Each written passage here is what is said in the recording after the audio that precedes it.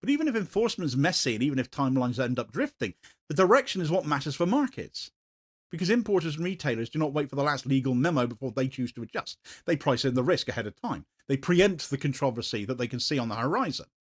So when a European government's preparing national controls for settlement goods and describing it as a matter of legal compliance, well, that pushes the commercial system towards further caution because nobody wants stock held at a port or a scandal about labelling and origin.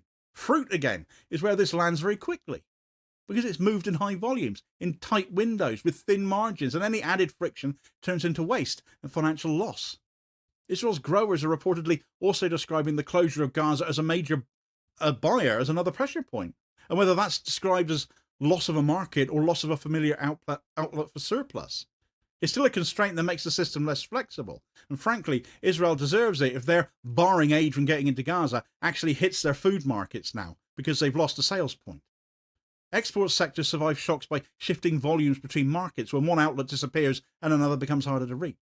The whole balancing act gets even uglier, doesn't it?